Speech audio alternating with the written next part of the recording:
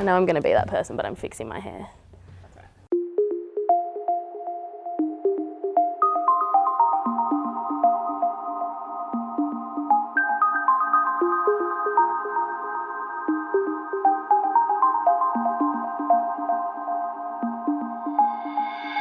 So I went to a Christian school from kindergarten all the way through to year 12. And as I was growing up, I called myself a Christian, but it didn't really have much meaning in my life. When I got to high school, I started going to youth group, and through that I became really invested in church. I was going every Sunday, I was going to youth and Bible study, and I was serving on the kids team. I was doing everything to tick the boxes of what a typical Christian looked like, and I was loving it. I was loving being at church. But when I got to high school, life started getting a little bit harder. I had all of this pressure to excel at school and do well, and I wasn't meeting these standards. I wasn't living up to this expectation that I had, and it made me feel like I wasn't good enough. I started suppressing all of my emotions and everything that I was going through. I didn't talk to anyone about it. I didn't even learn to deal with it. I just started ignoring it. I was having a lot of doubts in this time. I was doubting my value, my worth, and my future. I didn't know where I was meant to be going. And under all of this, I didn't even realise, but I started doubting whether I was called to be a Christian. The sin in my life had been slowly chipping away at my faith, and I didn't even see it happening.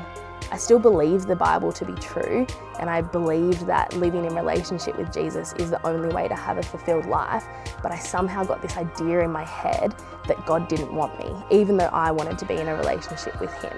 So when I left school, I made a super intentional and conscious decision to walk away from God. I left my church, I left my ministries, I left behind all the things that had been filling my teenage years. I was trying to find satisfaction anywhere that I could, and I found that after 2 years of trying everything under the sun, I was left feeling completely unsatisfied. I can't really explain how or why it happened, but I just remember this clear understanding that I was called to be in relationship with God, that He did want to be with me, even though I didn't think that. Looking back, I can see how God was working in all of those times. I can see where He was looking out for me, and I can see how He was using the people in my life to keep me close to Him and to keep me going to church. I can see it in the little things and in the big things, and I knew with confidence that even though I was turning completely away from Him, He was still there and He was still holding on to me. After all these years of holding my emotions in, I finally had somewhere that I could share it. I finally had someone that I could talk to that I knew cared about me and would listen. I could share my doubts and my fears and my joys. And in that moment, I felt the joy and the relief and the freedom in welcoming Jesus back into my life. Since that day that I came back to God, so much has happened. I felt convicted and challenged and encouraged by God's word and by all the Christians around me in my life. I have this confidence now of knowing that I'm never alone, and whatever I'm walking through, there's someone who understands it and who's been through that as well in Jesus.